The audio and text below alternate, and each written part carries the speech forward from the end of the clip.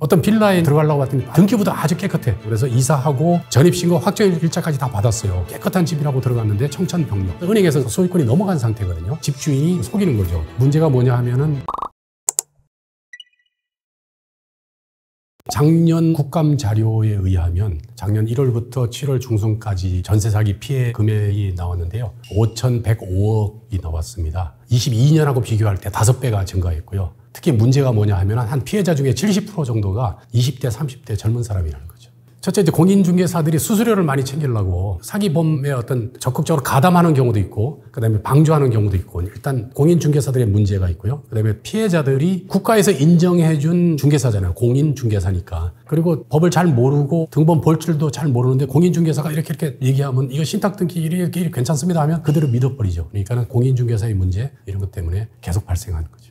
여러 개가 있는데 대표적인 게 깡통 전세 사기죠. 깡통 전세라고 하는 거는 임대 보증금이 부동산의 매매 가격하고 같던가 그보다 훨씬 더 보증금이 더 높던가 하는 그런 경우요. 주로 많이 발생하는 게 연립 같은 경우. 예를 들어서 여러 채를 졌는데 이게 분양이 안 됩니다. 그러면 이게 임대 사업자하고 공인중개사가 짜거든요. 건축업자한테 찾아가서 이거를 갖다가 시세대로 팔아주겠다. 예를 들면 그게 빌라가 1억 5천 정도 된다 그러면은 시세대로 팔아주겠다 이렇게 해놓고 임차할 사람을 물색을 합니다. 뭐 신혼부부라든지. 근데 새로 지은 빌라니까 되게 깨끗하죠. 그러면 이제 빌라 같은 게 문제가 뭐냐면 적당한 그 시세를 잘 몰라요. 그래서 이제 막 가문이설로 세입자한테는 뭐라 그러냐면은 그러니까 원래 1억 5천인데 10%를 더 받죠. 1,500만 원 더 붙여서 이렇게 받아요. 그래서 임대를 놓습니다. 그러고 나서 집주인하고는 그 시세대로 팔아주겠다는 1억 5천 그걸 사죠. 그리고 나서 이제 그 차액 부분은 중개업자하고 이제 서로 나눠 먹고 이제 그러다가 이제 새로운 임차인이 안 들어오면 그냥 파산 신고하는 거죠. 그래서 무자본 갭투자 기획 파산. 가장 대표적인 그 전세 사기죠. 그러니까 전세 여러 채를 사가지고 임대 보증금하고 매매 가격하고 그 적은 돈만 줘도 되거든요. 심한 경우는 한 2억 5천, 6천짜리 빌라를 보증금 안고 2억 5천 보증금 안고 1,000만 원 주고 사가지고 사기친 교묘한 그 사기꾼이 있었는데요. 그런 식으로 여러 채를 사면 돈 안 들이고 여러 채를 사거든요. 그리고 그냥 파산 이렇게 해버리면 다 그게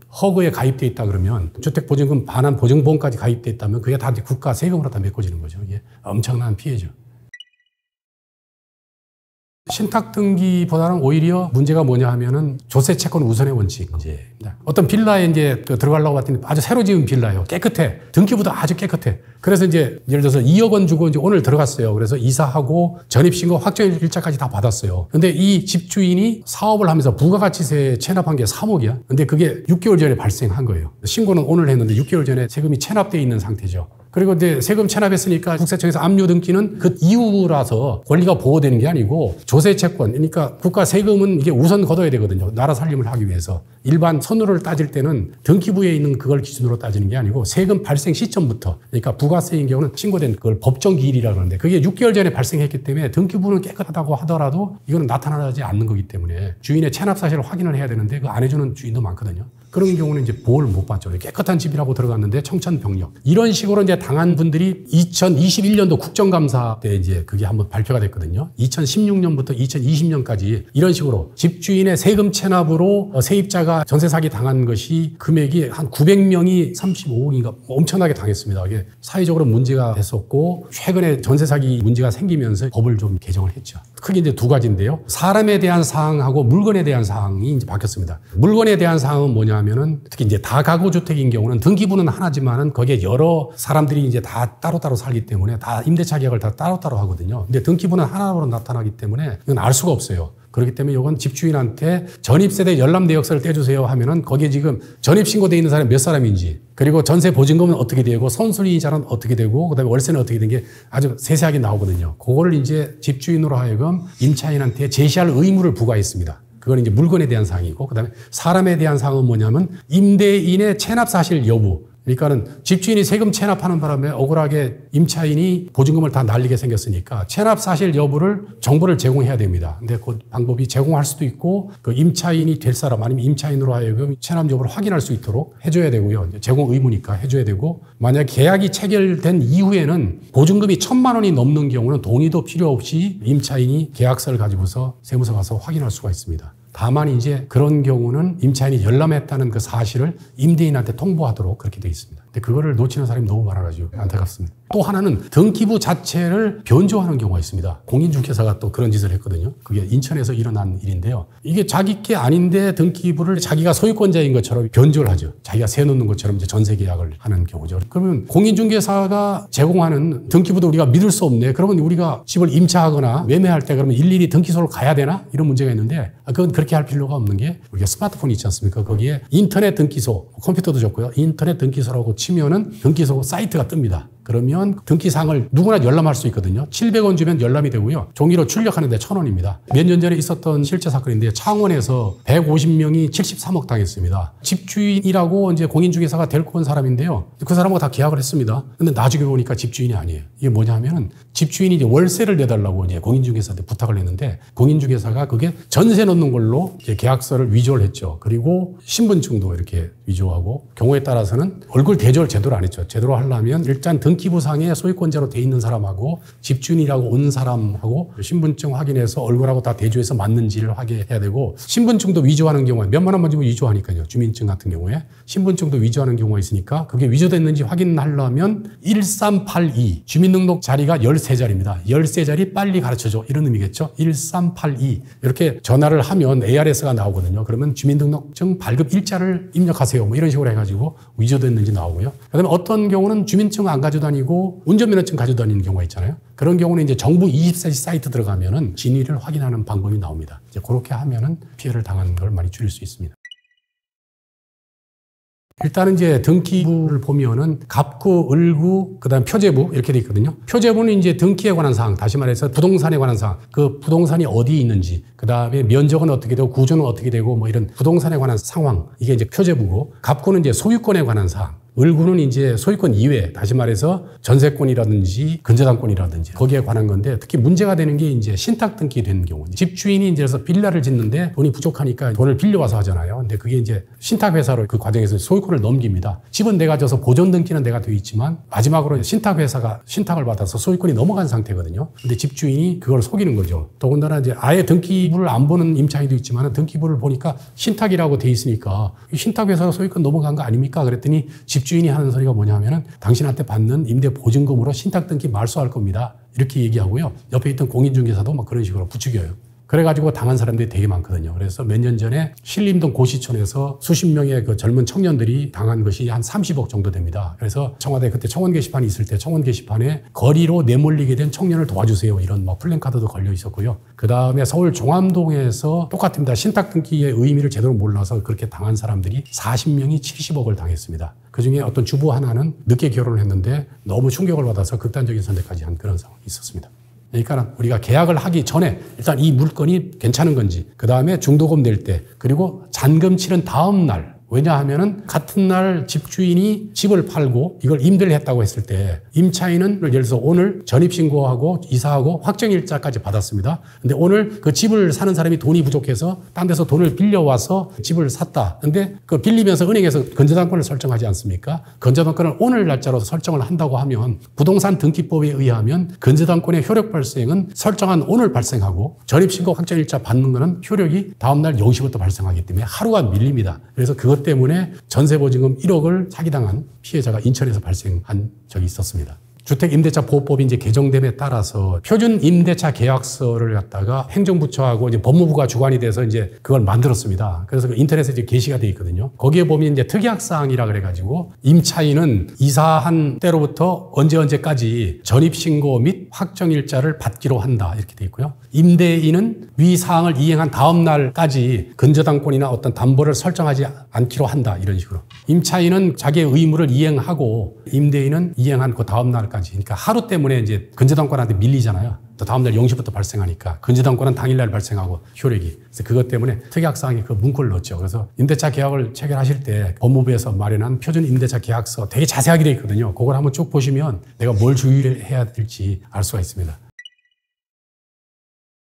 몇 년 전에 형사정책연구원에서 사기 피해자하고 사기꾼과의 관계를 설문을 돌렸거든요. 그랬더니 66.2%가 아는 사람 친인척이에요. 그러니까 10명 중에 7사람은 아는 사람한테 당한다는 거죠. 왜냐하면 그것도 그럴 것이 모르는 사람인 경우는 경계를 하잖아요. 그죠? 조심하기 때문에 사기를 덜 당하는데 아는 사람인 경우는 워낙 친숙하니까 경계가 이제 허물어지고 그리고 사기꾼은 또 맞춤형 사기를 쳐요. 이 자기가 아는 사람의 어떤 성격이라든지 재산 상태라든지 이런 걸 보고 적당히 이제 고소 안 할 정도 금액을 이렇게 친다든지 이렇게 하거든요. 그러니까는 굉장히 나에 대한 정보를 사기꾼이 많이 가지고 있는 거죠. 그래서 가급적 아는 사람인 경우는 가급적 돈 거래를 하지 말아야 되고요. 피치포트에서 돈 거래를 하는 경우는 증거를 남겨야 되고 그래서 돈을 잘못 빌려주다가는 돈 잃고 두 번째는 사람 잃고 세 번째는 사기당한 피해자 목숨까지 잃는다. 다시 말해서 사기당해서 극단적인 선택하는 사람이 있습니다. 왜냐하면 도둑 맞아서 극단적인 선택하는 사람은 별로 안 많습니다. 그러나 사기는 이 재산 플러스 신뢰거든요. 진짜 내가 딴 사람은 못 믿어도 이 사람은 내가 형제보다 더 믿고 따랐고 존경했던 분인데 나한테 어느 날 이렇게 사기치고 이렇게 갔다는 거죠.